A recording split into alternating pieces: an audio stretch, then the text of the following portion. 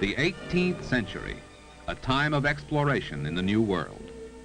Detroit, a bustling outpost on an uncharted frontier. In 1701, a daring French explorer landed his waterborne expedition on the shores of the Detroit River, claiming the site for his own country, marking the birth of what is today the oldest city west of the Appalachians. Cadillac built his stockade, named it Fort Pontchartrain, and set the stage for a thrilling drama of civic growth. A century and a half later, a thriving Detroit was part of a vital new nation. Its stores offered the tools of expansion. Its people provided the muscle of progress. In the 1840s, Detroit was a center of commerce in the United States' vast western reaches, a rough-hewn town looking back upon a history of rule by two great European nations, France and Britain. More than 50 years of advance and reversal followed the United States annexation of the Michigan Territory. But by 1850, Detroit had formed a perspective. Its population had swelled to 21,000, and it was recognized as one of the nation's foremost port cities. People from the east poured into Detroit, enticed by the promise of unlimited opportunity to put their varied skills to work. As they came, the cluster of buildings near the riverfront grew ever larger, creeping out into the countryside. New streets were carved out of the forest and meadows, streets lighted with flickering gas flame, paved with cobblestone, and flanked by wooden walks. Detroit was eagerly giving way to progress, to prosperity, to the heady glow of prominence on the American scene. The city's importance to the nation's economy increased steadily. Newly built railroads picked up cargoes from lake and river vessels and carried them westward. Industry had begun to settle on the Detroit River, attracted by the convenience of natural resources, the growing western market, and good transportation. With the end of a second century in sight, Detroit continued its march toward industrial and commercial leadership.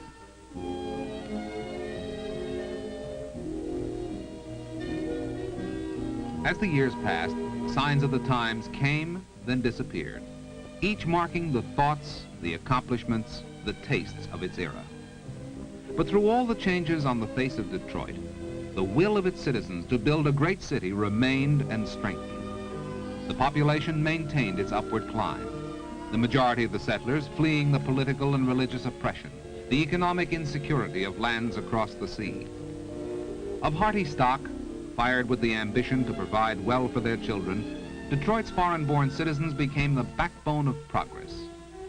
Their determination, their willingness to work, transformed lumber from the great pine forests, iron ore and copper from the Upper Peninsula, farm products from all of southern Michigan, into useful products to help clothe, house, and feed their fellow citizens throughout America.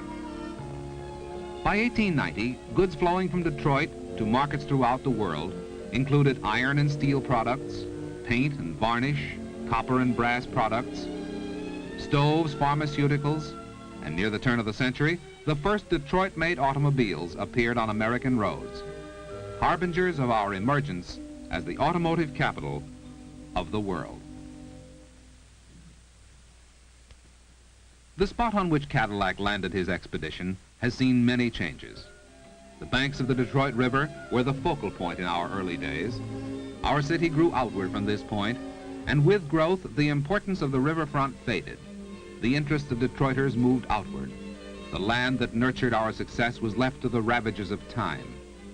Buildings entered old age, and Detroit forgot the heritage on which it was built. But today, civic pride has brought about a renaissance. Detroiters once again turn admiring eyes toward the riverfront and its magnificent new Civic Center. The growth of Detroit has been unique. The waterfront, where the city had its origins, has again become the center of civic activity. And the Civic Center is proving a boon to the entire downtown section. Modernization is going on from Grand Circus Park to the river, from east to west. From one end of our business district to the other, new construction is springing up to change the appearance of our city. Long-range plans for the modernization of Detroit are ambitious. with many civic and private agencies working to put ideas now on paper into reality. Detroit's original design provided for wide thoroughfares, which lend themselves well to our planning for the future. A leisurely downtown atmosphere, combining beauty and utility, is the goal. The years ahead promise broad malls and tree-shaded walks, free from traffic congestion, for modern expressways will funnel automobiles directly into spacious off-street and underground parking garages. Private business and commerce are following the lead of our city government by improving their own properties. So the overall effect will be one of careful planning. Our bold design for Detroit's future is aimed at transforming the industrial capital of the world into a capital of distinctive beauty and comfort. The Civic Center, nucleus of our downtown redevelopment, was started in 1950 with the Veterans Memorial Building. Built at a cost of $6 million, its white marble facade pays tribute to those who gave their lives for their country.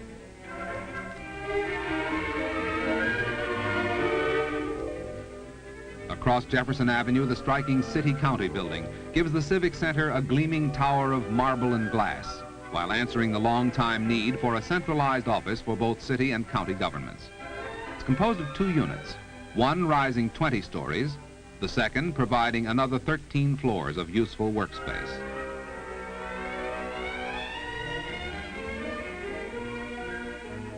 The center's 3rd completed unit is the Henry and Edsel Ford Auditorium, a truly magnificent gift from the Ford Motor Company. As home of the world-famed Detroit Symphony Orchestra, this modern 3,000-seat music hall has played host to thousands of music lovers.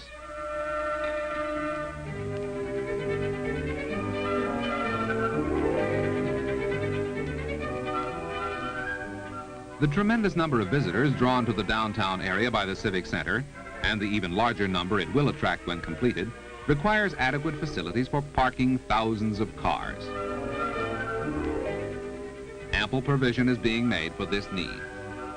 By using the new expressway, motorists will be able to drive from the suburbs to the Civic Center and into its vast underground parking garage with scarcely a single stop for traffic lights.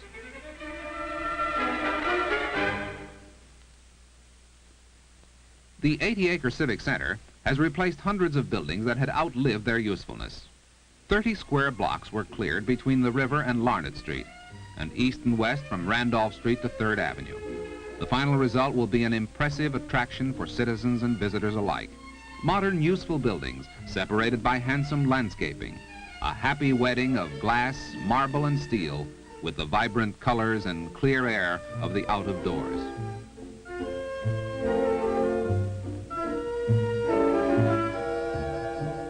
Detroit's long-recognized need for a spacious hall to house large conventions and other gatherings will be filled with completion of the tremendous Convention Hall and Exhibits building just west of the Veterans Memorial Building.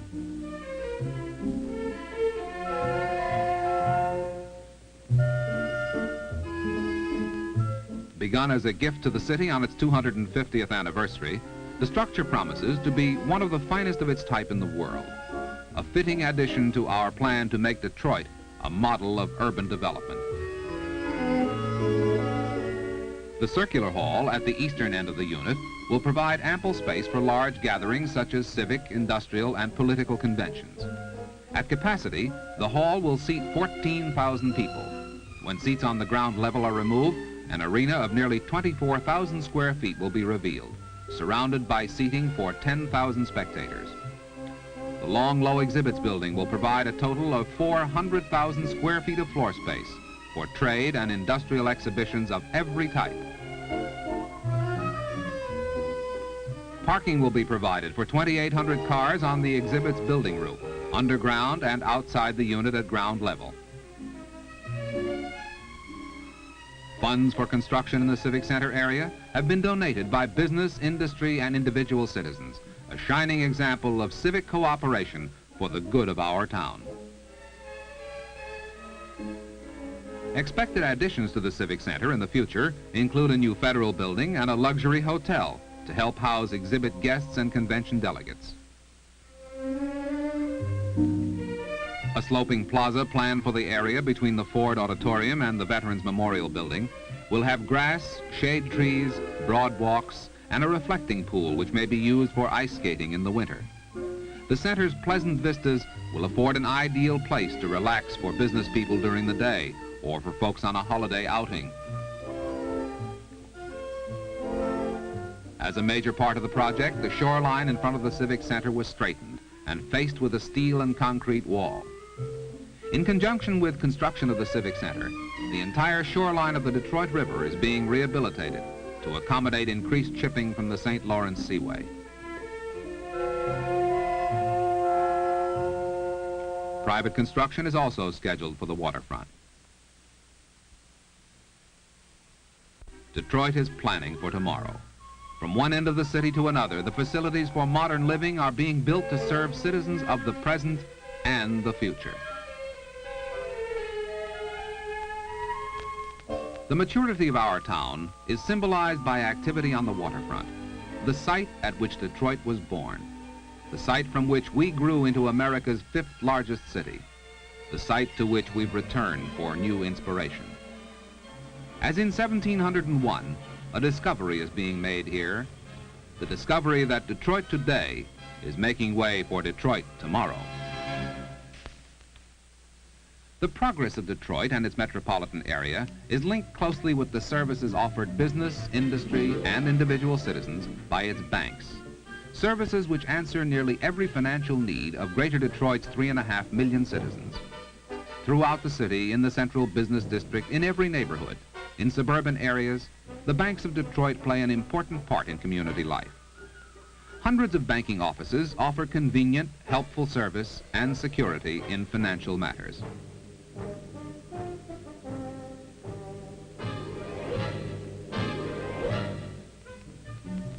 The banks of Detroit are intensely interested in the future of our area, and through the years they've geared their activities to provide financial assistance in building that future.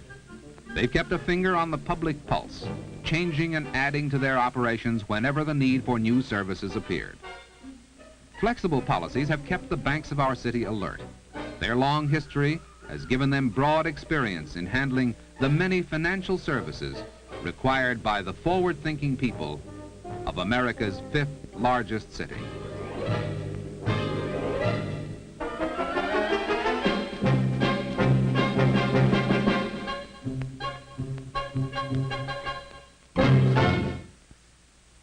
Banking is a complex business, calling for the varied skills, the sound judgment, and clear foresight of experts to serve the thousands of people who use the facilities of our banks day after day, people who expect accuracy, efficiency, speed, and courtesy in all their financial transactions. The men and women who serve us so efficiently are able to do so because of the assistance provided by their associates behind the scenes. Bookkeeping, accounting, and other clerical functions combine experienced personnel and up-to-date equipment in giving dependable aid to the people out front.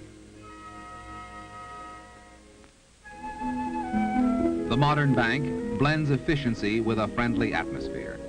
New customers are greeted with the same warmth as folks who've used the bank's facilities for years. A sincere desire to be as helpful as possible is felt immediately by new customers of banks in Detroit.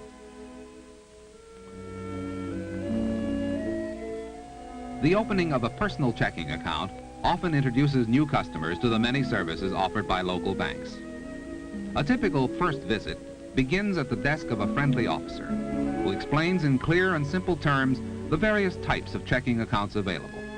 He discovers our specific needs, and his wide background in banking enables him to recommend the plan that would be best. We learn the advantages of a checking account, how it makes bill paying easier by eliminating bothersome in-person payment. Just drop a check in the corner mailbox and the job is done. Checking accounts also simplify the work of record keeping. Check stubs tell us where our money goes, and canceled checks are legal receipts. All in all, it's the modern, convenient way of doing business. Once the application is completed, signature specimens are recorded and the initial deposit made, the new customer is ready to begin writing checks.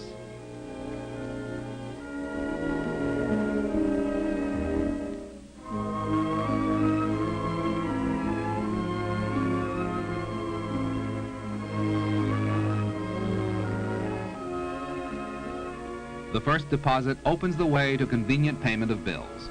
Our checks also carry with them a wealth of prestige. And since we're now known at the bank, there's no trouble in cashing personal checks. The convenience of a checking account extends to many areas.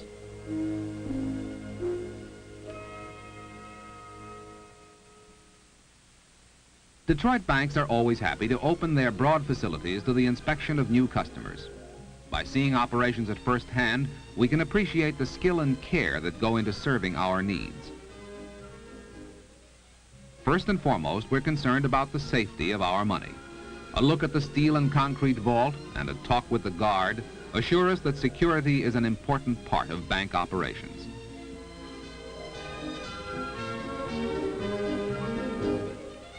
Further on, we learn about other banking services. The safe deposit box is a widely used banking facility. Each steel box is absolutely private, an ideal place to safeguard valuables and important documents that would be difficult to replace. The safe deposit box provides protection against loss and theft, and the steel and concrete vault in which the boxes are kept safeguard important documents and other valuables from loss by fire. Each box has 2 locks. The customer is given the key to one lock, and the bank has a key to the other. The box can be opened only by using both keys. Complete safety is the keynote. New customers, in seeing how checks are processed, learn that after checks are cashed, they're sorted into alphabetical order, then canceled to show the date of payment. Periodically, a statement goes out to the customer on which is listed the amounts of all deposits, checks paid, and the balance in the account. Canceled checks go along with this statement. Modern banking procedures include microfilming of checks and statements. Microfilming provides a permanent, comprehensive record while saving space, the photographic images being so small that they must be viewed through a special device that enlarges them for easy reading. Another saving of time and space for the bank is provided through the use of automatic machines that transcribe important record data onto cards. Perforations on the cards are actually a code representing words and figures. After the code data is punched, the cards are sorted electronically.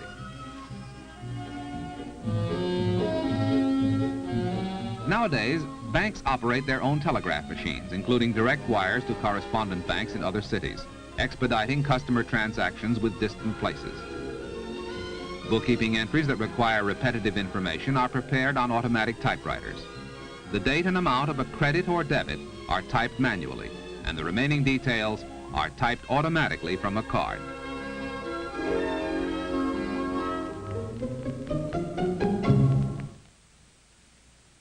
The advanced methods, the modern equipment used by banks in Detroit require alert personnel to ensure their efficient operation.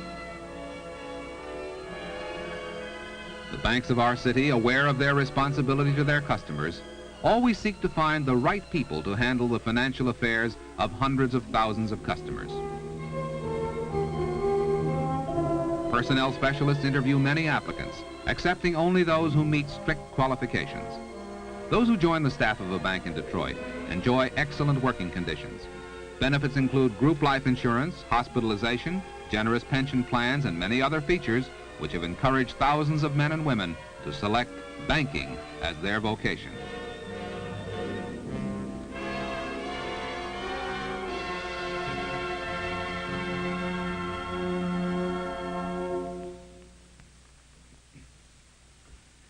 New customers often ask about savings plans, financial security being a vital part of modern living.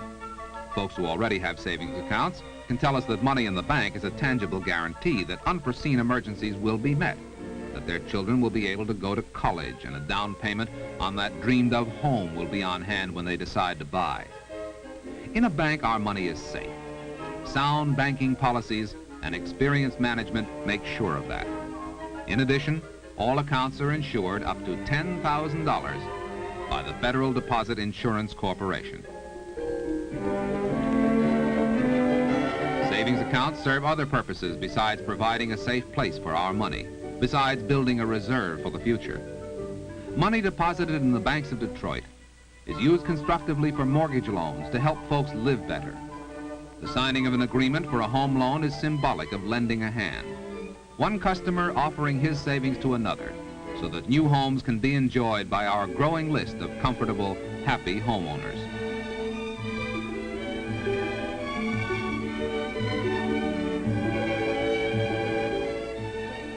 Up and down the streets of Detroit and its surrounding suburban areas, youngsters live and play in a healthful atmosphere generated by good homes, a scene made possible by the stockholders and depositors of the banks of this city.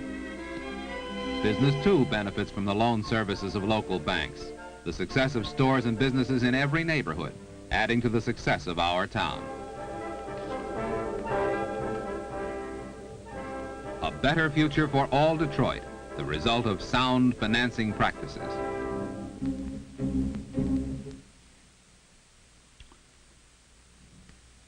Money provided by stockholders and depositors also helps Detroit banks invest in public works, such as the construction of highways and the creation of up-to-date school facilities for our younger citizens. A bank's investment activities provide a number of other direct benefits to the community. When government agencies offer the sale of public bonds to finance a civic project, the banks of Detroit are among the first to respond, providing funds to further our educational facilities. And to build such necessary community projects as hospitals. Bonds purchased to help promote civic improvement pay interest, of course, and this interest is then used by the banks to pay interest to savings depositors and to broaden other banking services.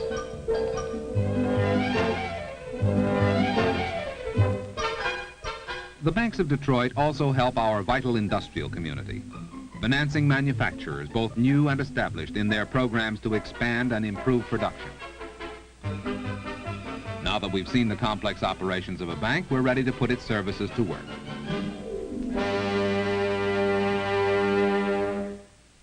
Right in our own neighborhood, we find branch offices fully equipped to fill our needs. Typical of the continued modernization of Detroit banks are the growing number of drive-in windows, their facilities designed to meet the demands of the automobile age. Without leaving the family car, we conduct our banking business quickly and conveniently. The new checking account starts to work for us. Beginning of the month bills become a matter of sitting down at the desk for just a few moments, an important job made simple through the time and effort-saving methods of modern banking. Our new safe deposit box keeps bonds, jewelry, and valuable papers safe, and our savings grow with each week's deposit in the security of a savings account. When the time comes for that new home, the banks of our city will be ready to lend a helping hand. Whether we buy an older property or start out on our own to build just the kind of home we've always dreamed of, we can look to our bank for a mortgage loan. The bright look of our residential neighborhoods is evidence that the banks of Detroit have encouraged home ownership.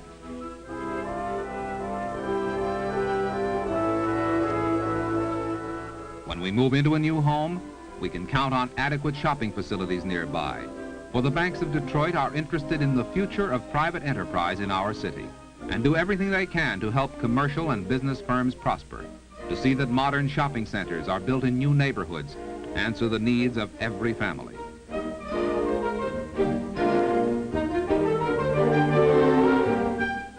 At a time when the boundaries of our city are moving outward, the need for the family car has grown as great as the need for food, clothing, and shelter. Local banks, recognizing this need, have expanded their financing program as the demand for private automobiles has increased. If we decide to buy a car, we'll find that our banks offer economical plans for automobile financing, plans that are tailored to our individual requirements.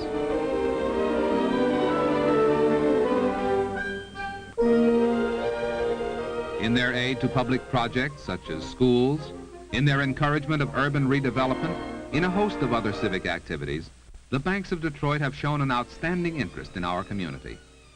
Practically every sign of progress, every step toward a brighter future for Detroit, owes part of its success to banking services.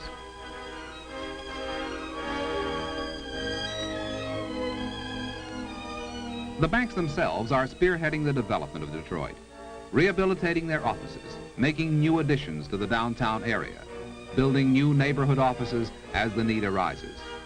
Their own individual progress is tied closely to the progress of our city. By participating in community activity, by providing financial assistance and service for private citizens, for business, for industry, the banks of Detroit continue to work for a better tomorrow.